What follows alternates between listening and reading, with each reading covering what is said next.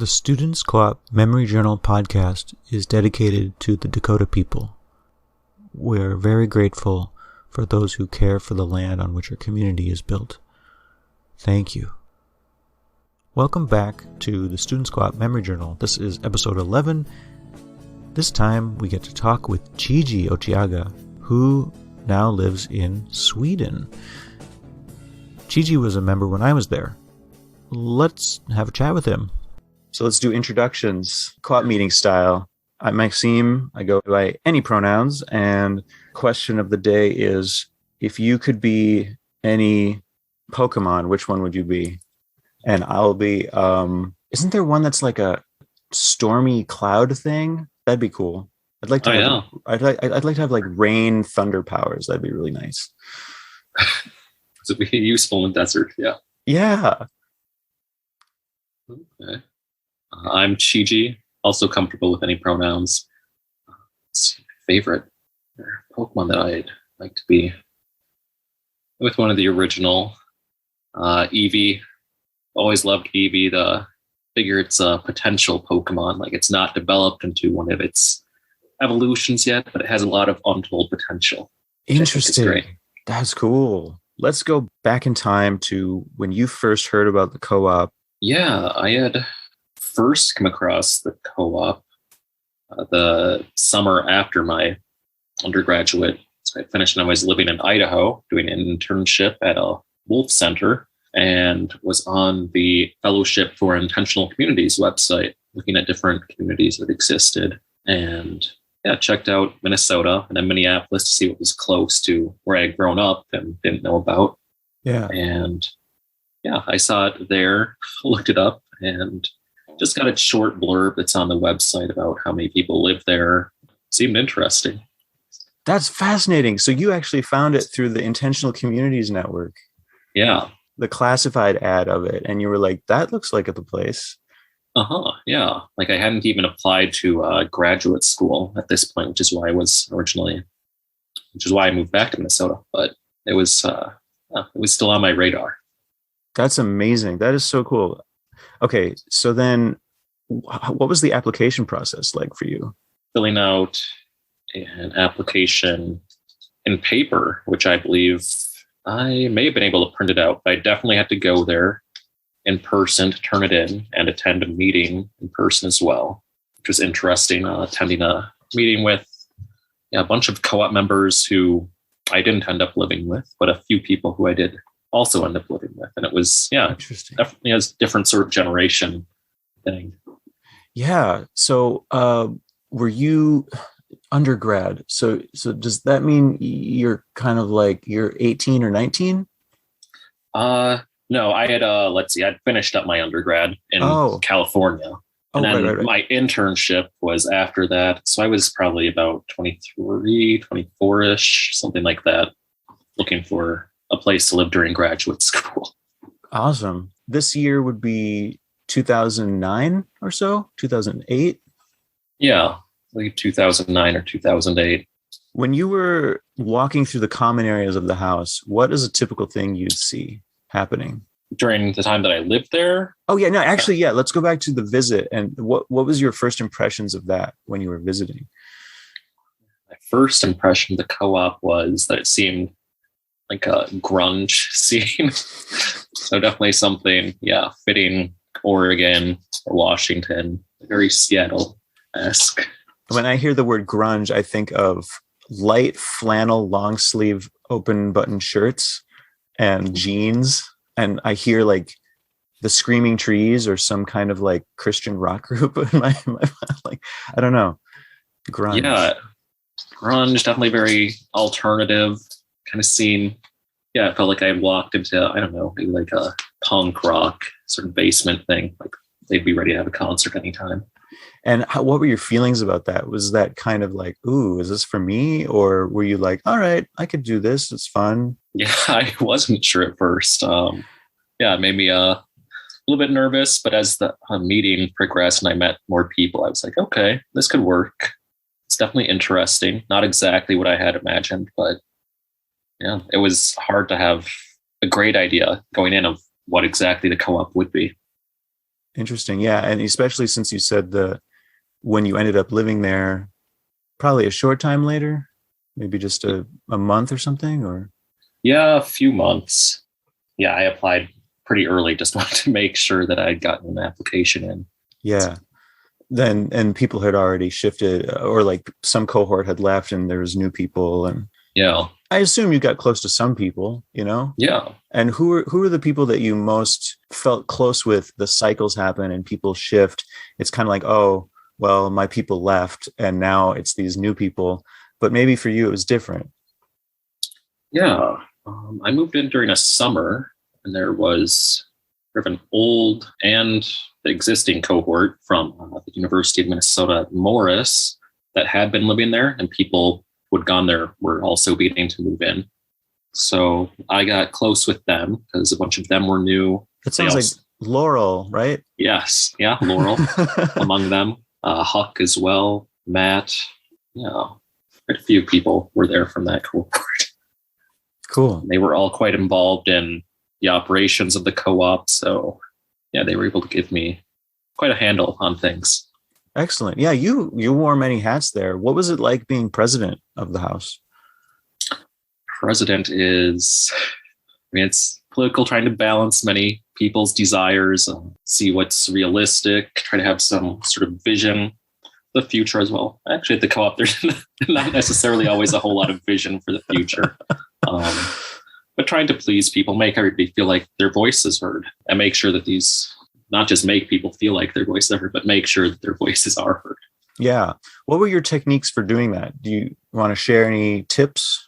Yeah, something I would do, since the president was in charge of making the meeting agendas, is if people were talking about something, and people would often talk about different subjects in the kitchen, I'd mark them down on the meeting agenda myself to bring them up and make sure that we were talking about these pertinent things in a timely manner, rather than just letting them pass or be ignored. Nice. Yeah. So you kind of like paid attention to word on the street in the house. Yeah. Okay. That makes a lot of sense. And weren't you treasurer or financial manager at some point as well? Yeah, I was treasurer for quite a bit, as well as food manager, kitchen manager, whichever name it wants to be called. Do you want to talk a little bit about those roles too? Yeah, food manager, that was a role I took on pretty early. So I moved in during a summer, and that coming fall, I became a food manager. That was exciting. Yeah, the co-op has a very interesting and fun way of getting food, listening to everybody's desires. People have a wish list on the whiteboard of what food they want. And ultimately, there's a budget, at least when I was living there, of about $60 per person per month, which, as people living in the real world, we know that living on $60 a month is pretty limiting for food. But we made it work in ways by being creative, like going to get loaves of bread from a bakery, which was getting rid of their day-old bread for $1, sometimes 50 cents. Then later on, people figured out a place to get bread for free from donations. Wow. And yeah, other creative and rather unconventional ways of stretching that money out, getting people able to survive on $60 a month for their food cost. Yeah. Yeah, that definitely attracted me when I applied and I heard about that. I was like, wow, this is incredible. So many bulk organic groceries, and it was just amazing. Thank you for your contributions to the food, food aspects. And as treasurer, what were the challenges and rewarding aspects, if any? Yeah, treasurer was a little bit like the food manager, because you also worked with a budget and had the incoming and outgoing money, but this time it was for the whole house. It was very enlightening to, like, this was my first time as an adult paying all the bills, like utility bills, insurance, interacting with the city for whatever kinds of things like zoning they wanted, taxes. Wow, yeah. How were It was, taxes done? Did you go to Latza or one of those like tax advisor people? yeah, we had an accountant, remember, who was over on the opposite side of the Mississippi River there, and would go bring all our financial records there for her to deal Okay, yeah. with. Yeah, I was treasurer, I believe, once, and I remember doing that after we had failed to pay taxes, and it was quite a mess. Yeah. Yes. What was your first job or chore? Were you kind of hustled into a manager position right away, or did you do bathrooms and like me first time when you get Yeah. there? First time I started on dish duty. Yeah, so doing lots of dishes during the week, cleaning up the kitchen. Cool. This is maybe a kind of a weird question, but what is your sense now of the organizational structure? Does it seem like theoretically sustainable if people adhered to the rules, or do you think that in the face of all the challenges of finding housing these days, that we need to figure out a way of prioritizing people in need, demographics in need? Yeah, as a structure, and I think the co-op is rather stable, which seems bizarre after knowing its inner workings, like failing to file taxes some years, and yeah, things like that, and maintenance issues. But somehow people have made it work. And a strength of the co-op I found, especially working with other co-ops, is that so many people were involved in manager positions. So they quickly learned that it took quite a bit of effort to make the co-op succeed and persist.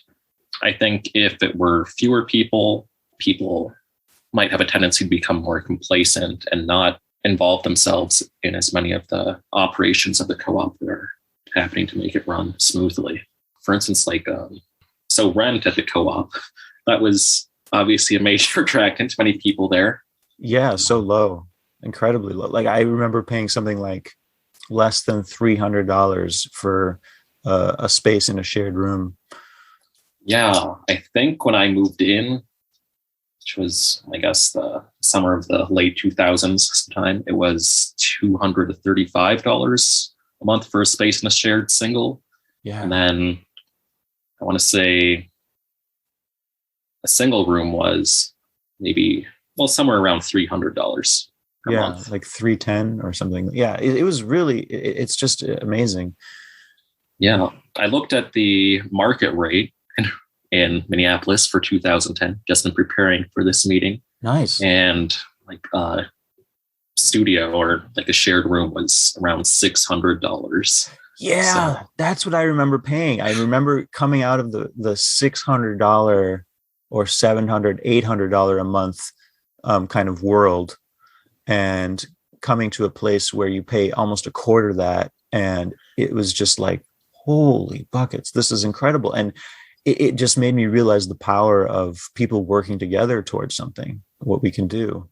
Yeah, it's really quite shocking like how much in rent normally goes to just funding whoever's getting your rent. I mean, they also do some work processing and paying probably for utilities and upkeep of the building, but we at the co-op did so much of the maintenance ourselves and found contractors ourselves, which is what people are normally paying for in a lot of other apartment style housing. And that really brought rent down a huge amount.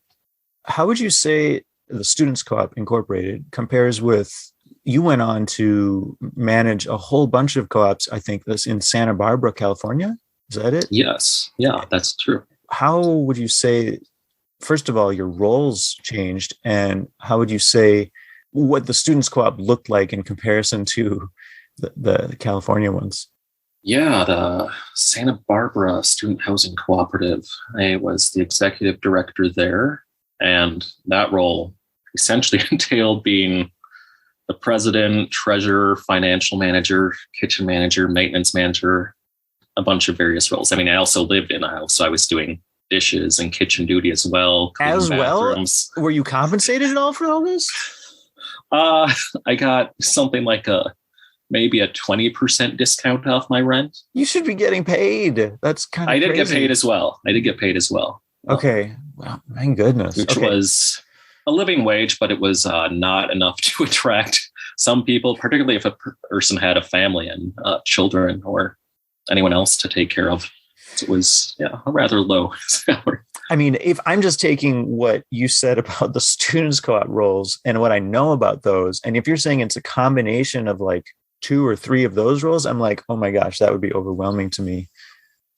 Yeah, it was a combination of roles and for 5 different houses at the time. And eventually when I ended my position there, we had just acquired a 6th house as well. That sounds like at least 100 people, if not more.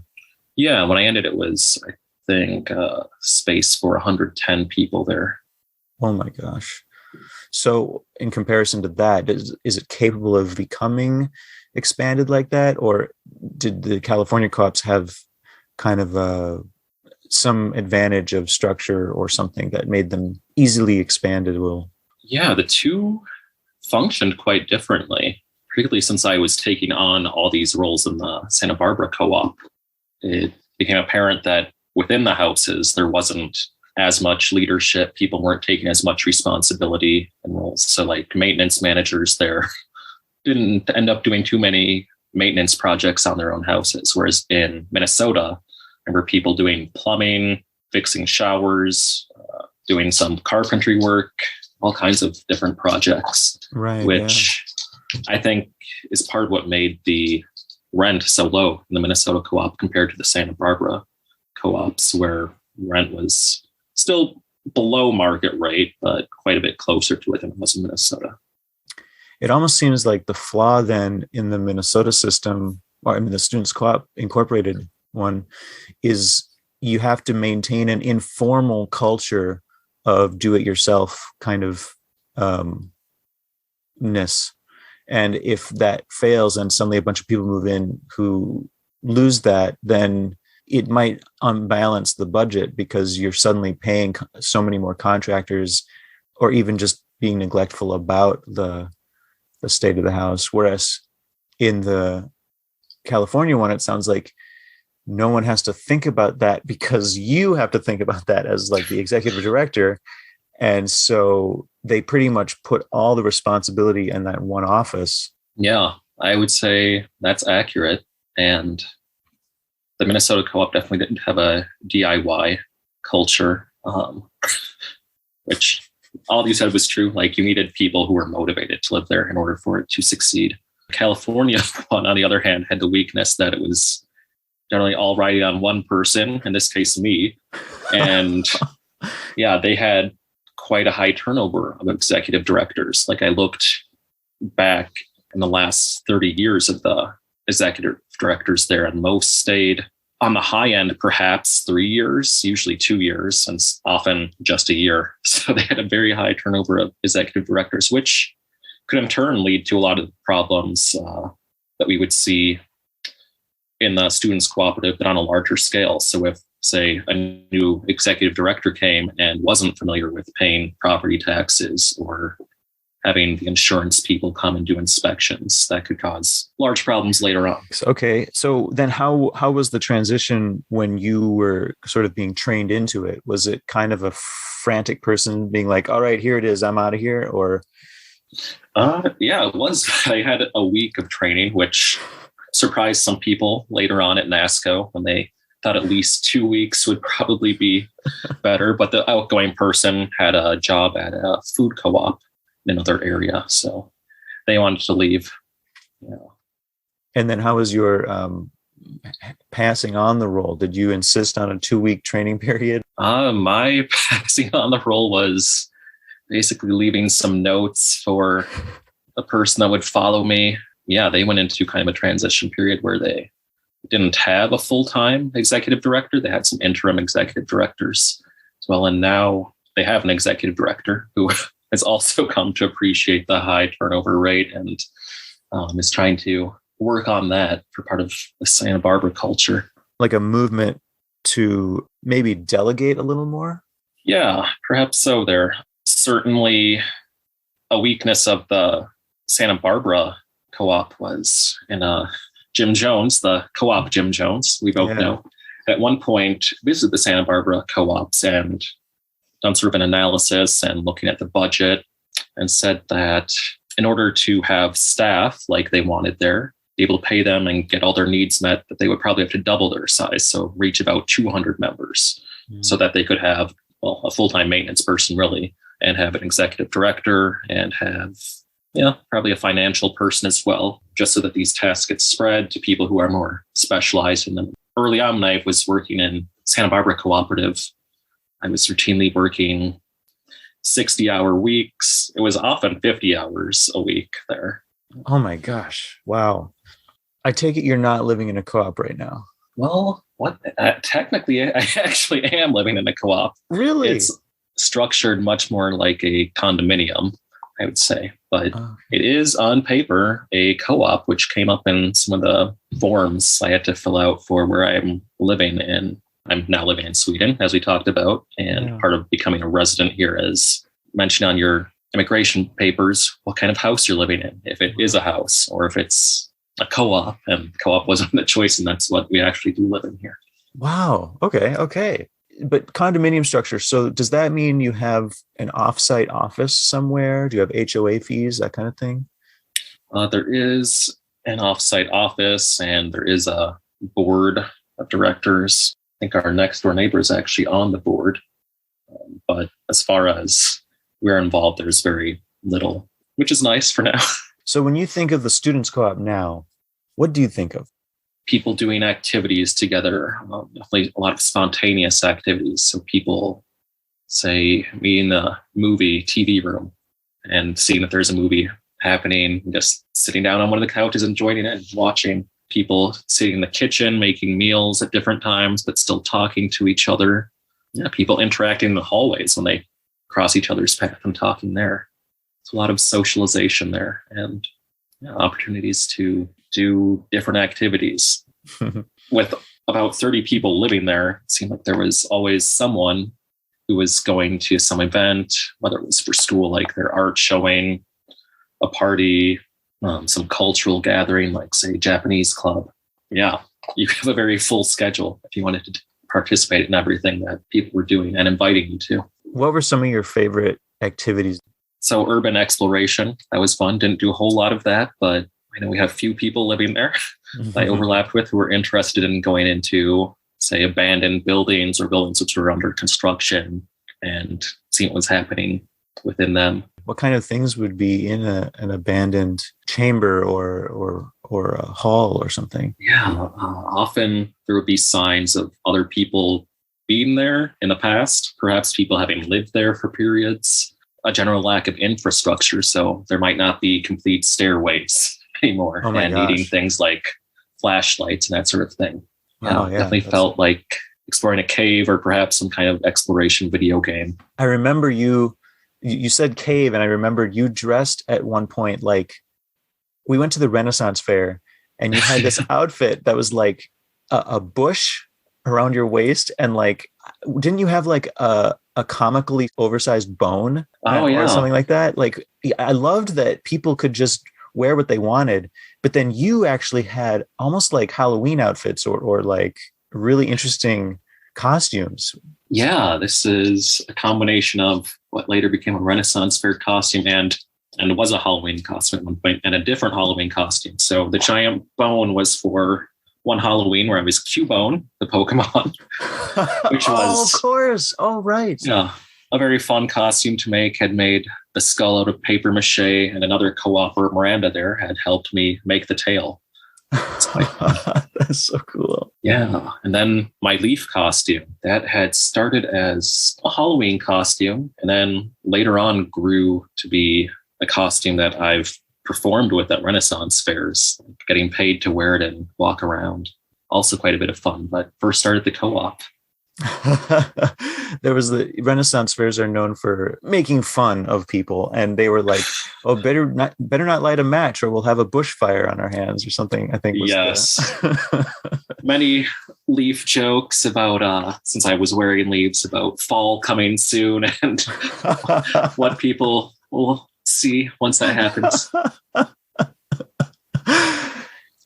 All right. I mean, we're kind of on the topic. I want to talk a little bit about, if you're open to it, like managing a relationship. You had a relationship in the house, but she didn't live there. So did you have enough privacy? Like what was it like having someone coming over to this crazy house full of like 29 people? Yeah, that was so having a relationship with someone outside the house, that was quite interesting, especially her first time coming to the house, see what it's like. This is how I live. And it's definitely overwhelming for many people on their first visit. But later, she became used to it and yeah, felt welcomed there. Yeah, it was generally comfortable. I remember quite a few people had relationships with people outside the house, and yeah, they became sort of like secondary residents. Like, yeah, not like they were living there, but people knew them and recognized them around and talked to them. I know that some communities, like especially rural communities, may have different rules like, oh, well, you're here enough, you need to start paying dues or something like that. And I'm like, no, I mean, I like that they treated it more like it's an apartment. You could have 20 people over if you, as long as you're responsible for them. The responsibility had to fall somewhere. And let's say one of the bicyclists stole a bicycle or something, and we'd be like, oh my gosh, like what? Yeah, well, it fell on you because you're the ones that hosted them. I would always worry that it would make them feel unwelcome in some way because they're like, you're not paying. So who are you? You know, that kind of thing. But I'm glad to hear that it sounds like that wasn't a concern. Like they were welcome. They were kind of seen as like an extension in a way of the family or whatever. Yeah, I think it was interesting to see some people who were in a relationship with people in the house but weren't currently living in the house. Sometimes the people would later move into the house themselves because they liked the guests. What did you like and dislike about the co-op? So many of these things are hard to answer because the things I liked overlap with the things I disliked. Yeah. For example, I liked how the co-op was run by members and had meetings, and we discussed topics before voting on them. This was a great strength of the co-op, generally that people would talk about things.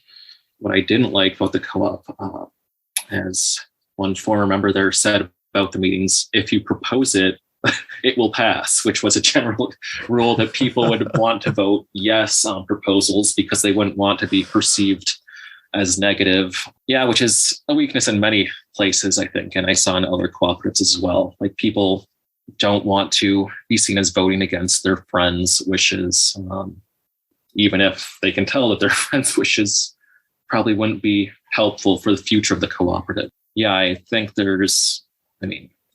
I just heard this story of sometime probably in the 90s or something, the students' co-op, that there was some proposal to donate a large sum of money to save the whales, which is great. They did this. They voted to donate a few $1,000s to Save the Whales Foundation.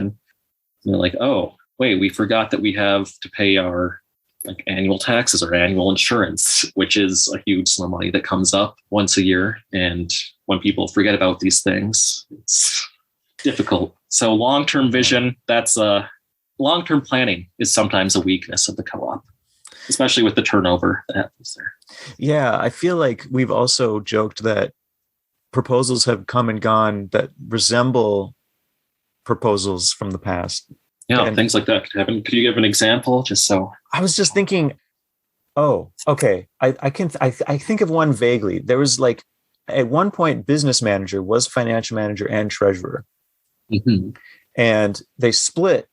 Oh, well, let's outsource things. And so for a few months, we outsourced finances to a company that just was charging us like hundreds of dollars a month for sitting on our paperwork and not filing anything that they needed to file. And so we just took the boxes back and we're like, give that back. Like you didn't do anything. And we couldn't get our money back from, we spent probably a few thousand or a couple thousand on them doing almost nothing with our finances. I mean, at one time I saw it as a strength of the co-op because we're always willing to try a solution, right? But you're right. It's actually also a weakness because the lack of institutional memory, the lack of learning from our mistakes and kind of keeping in our head, oh, this direction didn't work. But on the other hand, maybe one day it will for that particular cohort. So the chaos is yeah, you're right. It's a blessing and a curse at the same time. Yeah, it's definitely a way that a lot of people confront issues that they would never have thought of before. And maybe they'll make the right decisions or make the decisions that people did 5 to 10 years ago. There was a woman living there who just gotten a single and was very excited about repainting her room. And I had gone to the hardware store to get paint with her, Home Depot. She had chosen the color Sexy Pink, which is this very like Barbie color pink, Hello Kitty. And yeah, we briefly talked about like, oh, is this something that you will be okay with your room looking like over the whole time that you'll be here? Yeah. And she was pretty sure, like, yeah, this is a good color. I like the color. And yeah, she had painted her room this sexy pink. And then within a month, she was quite unhappy with her decision. It was very bright and sexy pink when a person walked into the room and saw everything that shade. I think there was a meeting that came up after that was like, there was a policy decision, like you must make your room a neutral color after this. Yeah, I remember this as well. Yeah, this did come up as a result of, specifically that color. I mean, I fondly remember the Halloween parties there. Those were often, the highlight of the fall for me. And I'm an introverted person, but I really like the Halloween parties. It's my one very extroverted seeming event. I have to vicariously live through people who can handle that. I don't know what I am, introverted, extroverted, but like for some reason, the Halloween parties, I was like, there's too many people having a good time. I need to get out of here. But so many people praise, even up and down the block. Even frats wanted to come to the Halloween party at the Students Co-op. Yeah. I want to know what was it about those Halloween parties that made it special? Definitely a combination of things. People within the house taking on themselves to decorate. People finding DJs who were their friends who would DJ the party for free. Also seeing co-opers during the party take responsibility for being bouncers at the doors and making sure that the only people on the guest list were entering.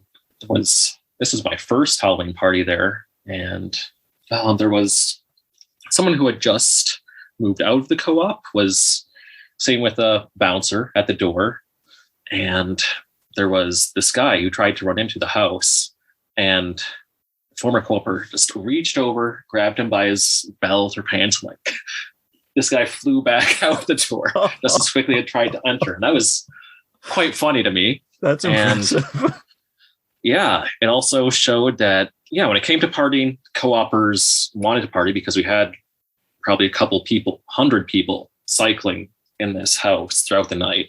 But they were friends of the co-op, and then people were organized enough and responsible enough to clean up after the party. And I thought that was really quite impressive because most people don't want to clean up after a party. Yeah, Co-op did that quite well. Yeah, the normal chores even seemed adequate. Like I'm halls and stairs, so I clean halls and stairs a little harder after this party. Like that's all. It was cool. It was nice to see that. I also liked that there were a number of meetings leading up to the party. It was kind of like this sense of what's the opposite of foreboding? It's like a good form of foreboding. And people would say, okay, are we going to issue drink tickets? Proposals like, okay, yeah, we vote on having drink tickets. How many drink tickets? We need some money for a keg. Can we get a keg? So I loved that there were these cooperative decisions around having a good time. It was pretty funny. Yeah, that's really the only time I've seen that in my life, even among other co-ops. Co-op was quite responsible with its party making. What was your educational experience like? And did the house distract you, hinder you from that? Or was it like a good place to live going to university? So I was at the University of Minnesota getting my master's degree in geology. Yeah, the co-op was where I moved after finishing my first year of my graduate degree living at home with my parents. And then I went to the co-op. I'd say that the co-op was a much better environment for me than living at home with my parents, feeling like a child there. The co-op could in some ways be distracting, but it also helped me focus. So I felt like I was doing meaningful work, whether it was doing dishes, cleaning the kitchen, being kitchen manager or treasurer, these various roles within the house, and working on my degree. It felt like I was doing real world work for the co-op and also my more theoretical potential work at the university. The geology department was 2 blocks away from the cooperative, so it was super convenient for me. Wow, that sounds really nice. In a geology degree, you're just reading a lot, and like, are you doing any like reading seismographs or whatever? Like, what is it like? Yeah, my geology work involved a lot of ArcGIS. So sitting in front of a computer, making maps, making databases. I was looking at the biogeography of mammals in Africa. I'm looking at how this could be applied to paleoecology and paleontology and climate change. I don't understand all those words, but doesn't it have to do with basically like studying how animals affect the environment and then where the animals kind of like modify the environment by the paths they take or? Yeah, so I was studying, this was kind of an extension of what I had studied in undergrad, where I looked at this species of lagomorph called a pika or pika. I still like to call him pika. It's closer to Pikachu. Pika lived in North America for a very long time, many tens of thousands of years. But as climate change has affected their range, they've generally been forced, as it gets warmer, to move into mountains. So now they're within the 48 contiguous United States, pretty much restricted to the Rocky Mountains. But there's a fossil record, and the fossil records indicate that they've been living in Florida as well, which is sea level, very warm. So that would seem to indicate that Florida was at one point much colder and that the Pika were able to tolerate it there. Using that information, you can kind of get an idea of what the past climate was like in these different areas. And you can put this together with tree record data, other sorts of data like ice core information, sediment cores as well, to get a more complete picture of what the environment was like in the past. That's kind of what my work at the university was dealing with. Wow, that's awesome. And I just looked up the Pika and it is super cute. Yes. Did any other cooperators at the time have studies that crossed over with yours? Yeah, we had quite a few people who were doing biology degrees within the house. And frankly, my geology degree was mostly biology. That's the side I'm interested in. But paleontology is, the animals are dead at this point. So now they're geology because they're dead. Yeah, so it was fun to talk with them because they were doing different specializations within their own fields. As far as less positive interactions, I briefly had a roommate who was a fundamentalist Christian. And when he heard I was doing geology work and studying evolution, he simply said to me, "I don't believe in that." And this was like within my first week of knowing him. So yeah, I mean, you would hope that even if they have a different view, instead of just stating the difference, they would at least want to strike up a conversation and talk about different views. But just saying, "I am not open to your view," straight up, right out off the bat, it's kind of makes it an awkward living situation. Yeah, those could happen at the co-op, of course. Like people got along with different people in varying degrees naturally, just from having that many people there. Yeah, I was actually going to bring that up a little bit. So did you feel that there was any danger of cliques, or was it mostly just relegated to, okay, people had different interest groups and they kind of respected one another?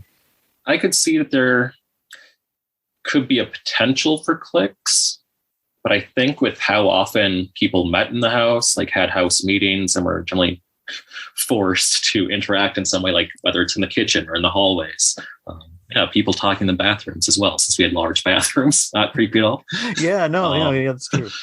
Yeah, that I didn't see too many cliques form. Like people definitely had their closer friends at the time, but I mean, this is my opinion, of course, and my perspective, that I didn't think I saw too many cliques. That's awesome. as someone who is kind of a rarer person of color in the house, I mean, how can you know? But what was your feeling about being like a person of color in the house? That's mostly basically like middle class white Minnesota people. Yeah, that was interesting, especially because most of the people in the house being these white, liberal, fairly progressive people. Diversity often came up as a topic, and wanting to make the house more diverse was often a desire of some of these people.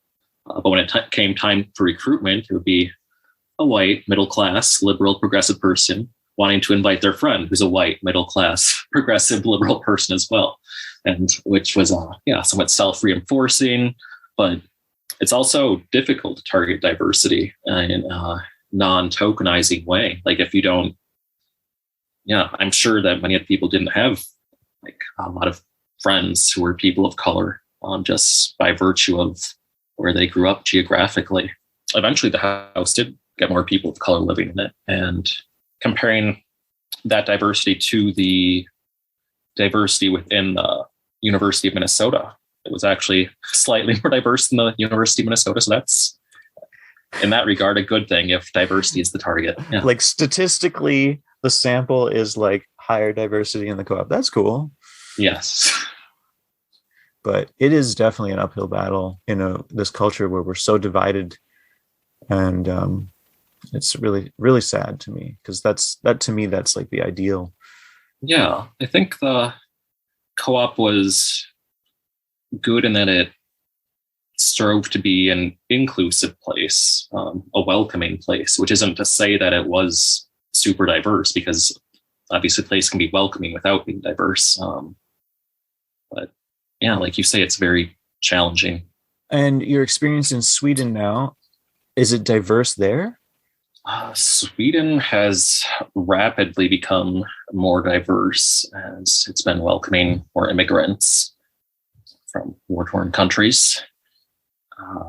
My girlfriend here, she was growing up and it was all white people like her, which in her neighborhood. And now in the place we live, it's very clear that there's a mix of diversity of people.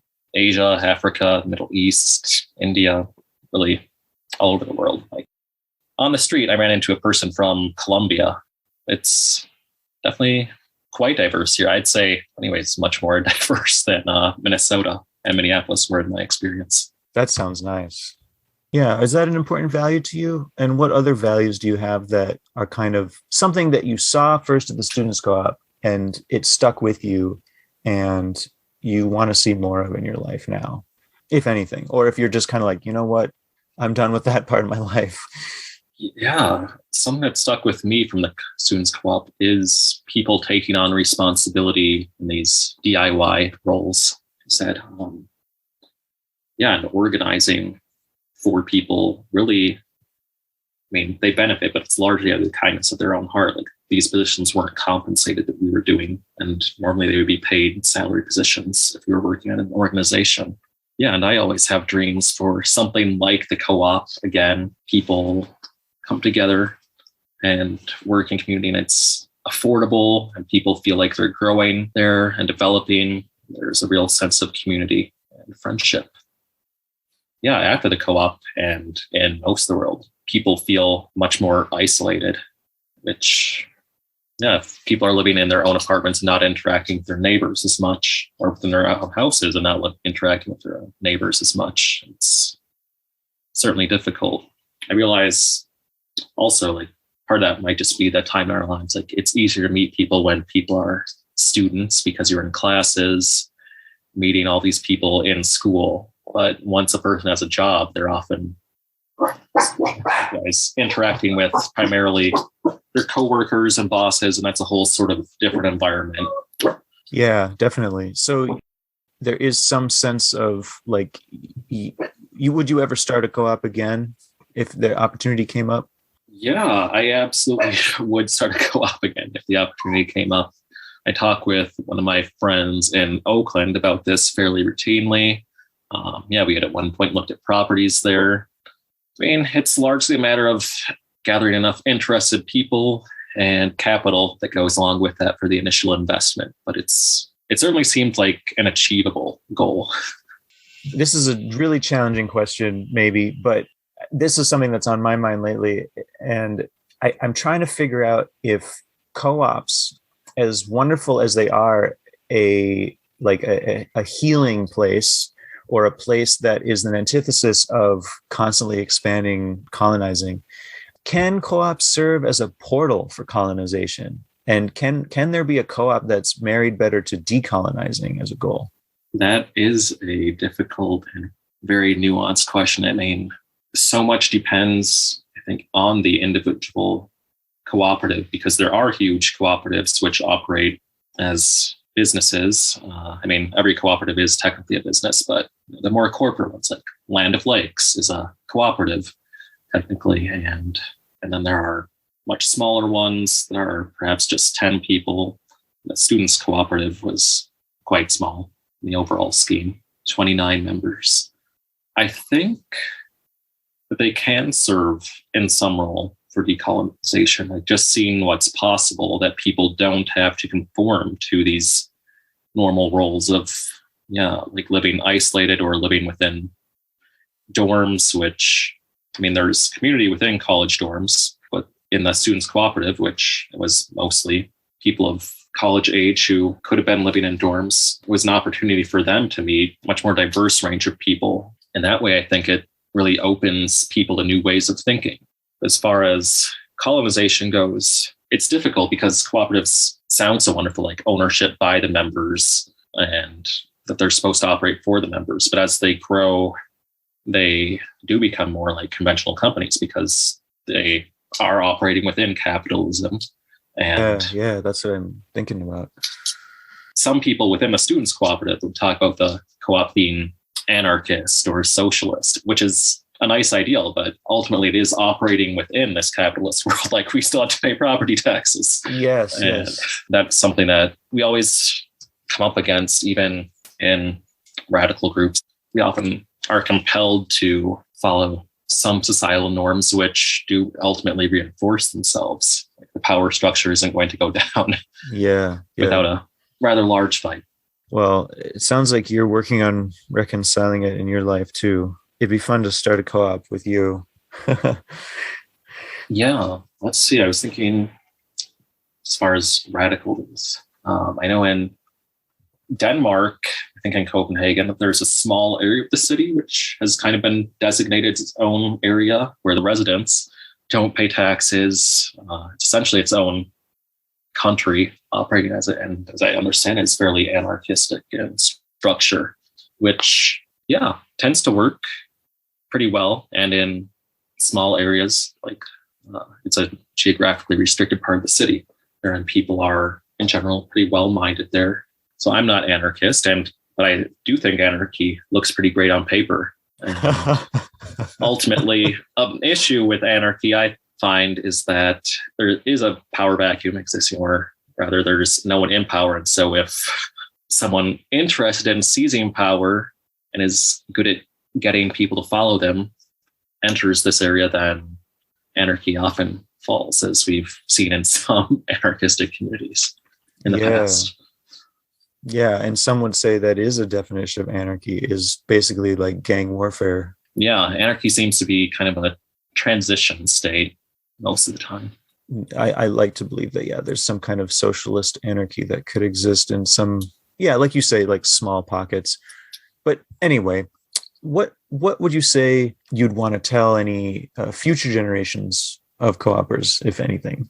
I'd like to tell future generations of co-opers to really embrace the co-op and their time there, because it really is a unique time period in their life, most likely, where they'll be living in community with the opportunity to take on these roles and making this community possible. I also want to encourage them to think of the long-term needs of the co-op and not just the present needs.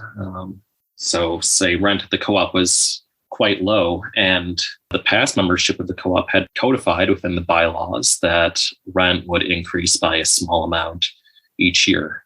And I think this was excellent foresight on their part, but of course it depended on the current co-opers of the time following the bylaws and not conveniently forgetting to raise rent because they didn't want to pay $10 more per month, which can be a weakness. So definitely keeping up that long-term vision, because at some point, one of the commercial refrigerators, which costs thousands of dollars, will break and you'll need a new one. Something like the roof will break eventually, which the co-op is always. Or every 5 years. Yeah, is still going through. And if people would pay $10 more a month, they could afford a commercial fridge each year. And if they were paying $30 more in rent each month, they could pay $15,000 more each year towards a roof. Yeah, these are amounts that can impact some people quite a bit, it seems, and from what we talked about in house meetings at the co-op. But overall, the rent while I was there was so far below market rate that there were many years that the co-op was barely breaking even, probably was sometimes not breaking even. And if you want the co-op to exist, investing in its future by putting money towards something that you'll never see is important. For sure. Group equity. Yes. Group equity for the win. My other question is, are you still playing the harp? I remember wonderful harp music coming from your room. Harp. I have unfortunately not been playing the harp lately. Yeah, I last played heavily when I was working for Renaissance Fairs in California, but I still have the harp and could always pick it up. I have some musician friends here in Sweden, so maybe they'll want to have a harp in their band sometime. That'd be amazing. Thank you so much for this really, really fun and heartwarming interview, Chiji. It's great to see you again. Yeah, good to see you, Maxine. Great to talk to you. All right. Well, till next time. Take care. Be well. Thank you. Likewise. I hope you enjoyed that. I really enjoyed that. And next time we'll talk with more co-opers. For show notes, please check out podcast.studentscoop.org, and you can also check out pictures from the 2010s. I hope spring brings you many wonderful things.